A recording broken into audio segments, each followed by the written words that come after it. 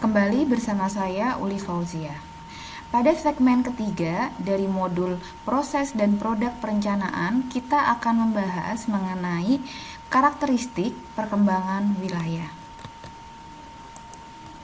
Nah, pertama adalah ketika kalian ingin melakukan atau menyusun suatu produk RT/RW, maka wajib hukumnya bagi kalian untuk memahami bagaimana karakteristik wilayah. Ya. Nah, di sini pertama yang harus kalian pertimbangkan mengenai karakteristik adalah kapasitas dan daya dukung lingkungan alam, seperti bagaimana daya dukung lingkungannya, bagaimana kemampuan dan kesesuaian lahan untuk dapat menampung kegiatan yang akan terjadi di masa mendatang, bagaimana potensi sumber daya hayati, air, mineral, maupun energi, juga bagaimana mengenai tingkat kerawanan ataupun risiko dari bencana. Ya. Karakteristik kedua yang harus kalian pahamin adalah mengenai kapasitas dan daya dukung sosial dan kependudukan. Ini meliputi pertama adalah unsur demografinya mengenai bagaimana struktur kependudukan dan ketenaga kerjaan, lalu mengenai kompetensi SDM. Ya.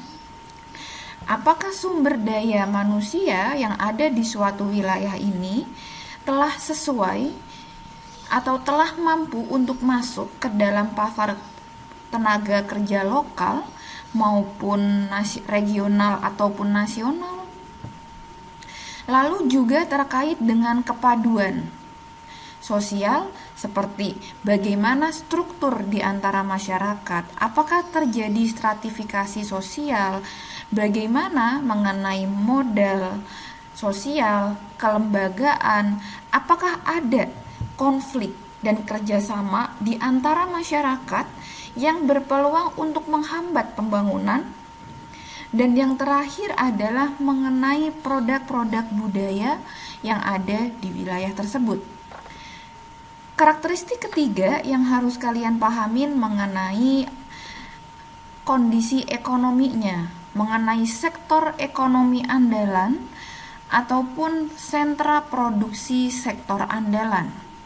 Nah, dalam studio wilayah kita biasa mengukurnya atau mengukurnya dengan cara pertama, kalian lihat terlebih dahulu bagaimana potensi dari sektor atau produk tersebut, ya. Yang kedua adalah mengenai prestasinya, apakah sektor atau produk tersebut memiliki misal posisi strategis di tingkat internasional, apakah misal dari sektor tersebut ternyata merupakan sektor yang tertinggi di tingkat nasional dan lain seterusnya. Secara umum prestasi ini dapat kita definisikan sebagai struktur ekonomi, LPE-nya, ekspor, serapan tenaga kerja, produk dan produktivitas, maupun investasinya. Nah, yang terakhir yang kalian pertimbangkan adalah mengenai prospek. Ketika kita bicara RT/RW, maka ini adalah rencana. Ya. Bagaimana prospek sektor ataupun produk tersebut di masa yang akan datang. Ya.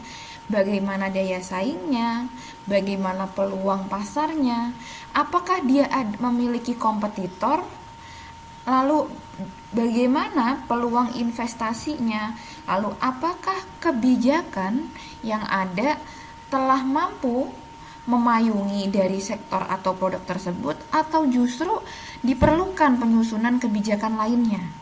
Nah, seperti itu.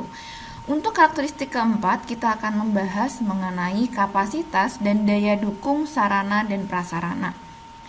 Di sini kita akan berbicara tidak hanya kebutuhan dan ketersediaan sarpras, tapi juga bagaimana dengan jangkauannya, bagaimana dengan kualitasnya. Nah, di sini kita tidak hanya berbicara mengenai sarpras untuk memenuhi kebutuhan hidup dari masyarakat. Misal, butuh SD berapa, SMP, rumah sakit, dan seterusnya. Tapi kita juga perlu mempertimbangkan bagaimana karakteristik sarpras yang ditujukan untuk menunjang kegiatan ekonominya, seperti itu. Dan yang terakhir yang perlu kalian pertimbangkan adalah bagaimana kapasitas dan daya dukung kelembagaan dan keuangannya. Di sini ketika kita bicara kelembagaan, maka secara umum yang perlu kalian ketahui adalah bagaimana strukturnya, bagaimana kebijakannya, baik terkait tata ruang maupun sektoralnya, bagaimana jejaringnya, kapasitas, dan efektivitas dari kelembagaan untuk suatu isu ataupun untuk mendorong pembangunan secara umum.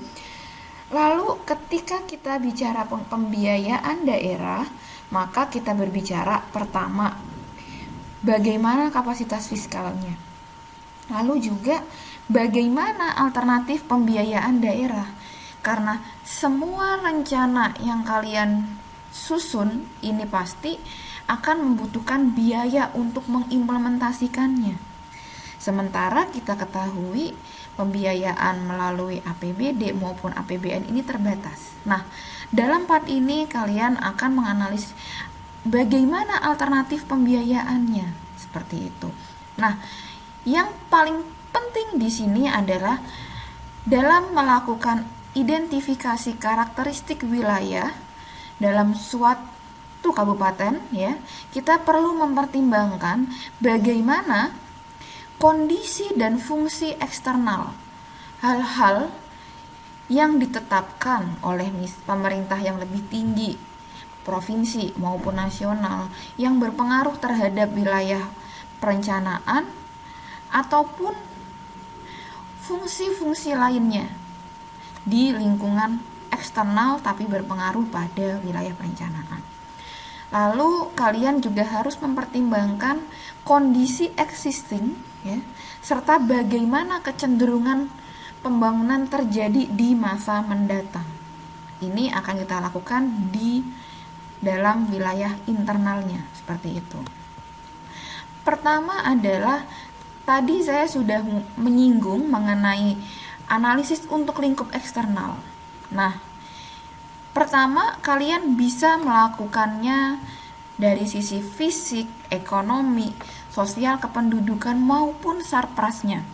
Di fisik contohnya adalah bagaimana peran dari suatu kabupaten dalam daerah aliran sungai, misal. Seperti itu. Lalu terkait dengan karakteristik ekonomi, bagaimana posisi ekonomi dari suatu kabupaten, ya, terhadap lingkup yang lebih luas. Apakah misal kabupaten yang kalian observasi ini merupakan tulang punggung pangan di satu provinsi semisalnya, makanya kalian harus mempertimbangkan juga. Lalu terkait dengan karakteristik sosial dan kependudukan, bagaimana posisi dari sosial kependudukan di wilayah kalian terhadap wilayah yang lebih luas, seperti itu, ya. Misal terkait dengan bagaimana kapasitasnya dibandingkan wilayah yang lain dan seterusnya. Lalu juga terkait dengan karakteristik sarana dan prasarana. Misal, ketika kita berbicara mengenai jaringan jalan, tidak bisa kita bagikan atau kita putuskan jaringan jalan ini jaringan jalan di daerah saya saja. Sementara jaringan jalan utama tersebut menghubungkan antara dari wilayah perencanaan kalian dengan daerah lainnya. Maka ini pun juga harus kalian pertimbangkan, seperti itu, ya. Nah, pertama adalah kondisi dan kecenderungan perkembangan internal wilayah.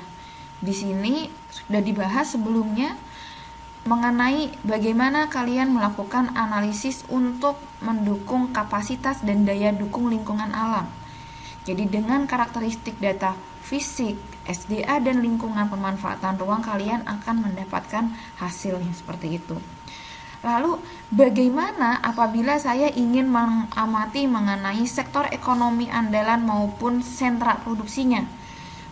Maka data-datanya adalah terkait dengan pertumbuhan ekonominya, strukturnya, ekonomi, tenaga kerja, dan lain sebagainya. Lalu terkait dengan sosial kependudukan. Karakteristik apa yang dibutuhkan? Pertama, bagaimana pertumbuhan penduduknya? Bagaimana persebarannya? Struktur penduduknya seperti apa? Apakah misal terkonsentrasi pada usia muda atau mungkin usia tua? Bagaimana nilai budaya? Bagaimana hubungan sosial antar masyarakatnya? Karena ini nanti akan membantu kalian untuk menghasilkan informasi, kapasitas, dan daya dukung sosial kependudukan. Nah, karakteristik selanjutnya yang perlu kalian pertimbangkan adalah karakteristik kelembagaan dan keuangan. Seperti dengan yang telah kalian pelajari pada mata kuliah lainnya, kelembagaan yang kita maksud di sini tidak hanya terdiri dari kelembagaan pemerintahan, tapi juga bagaimana kelembagaan non-pemerintahan pun juga berkontribusi terhadap suatu rencana penataan ruang. Oleh karenanya, dalam karakteristik kelembagaan dan keuangan, kita tidak hanya membatasi pada perspektif pemerintah, tapi kita akan mencoba meluaskan perspektif kita untuk melihat kelembagaan maupun potensi keuangan dari sisi pemerintah maupun non-pemerintah. Hasil dari karakteristik kelembagaan dan keuangan ini akan menjadi dasar untuk menilai kapasitas dan daya dukung kelembagaan dan keuangan untuk mendukung penataan ruang. Nah, yang terakhir adalah karakteristik sarana prasarana. Tadi kalian sudah mempelajari bahwa terdiri dari transportasi, ekonomi, sosial, dan komunikasi. Nah, dari identifikasi karakteristik ini, kalian akan bisa mengetahui bagaimana kapasitas serta daya dukung dari sarana prasarana di suatu wilayah. Apakah ini masih mencukupi untuk saat ini? Atau mungkin saat ini masih cukup, tapi di masa depan ternyata tidak cukup lagi, seperti itu. Nah, sekian segmen ketiga ini. Kita akan berjumpa pada segmen selanjutnya. Terima kasih.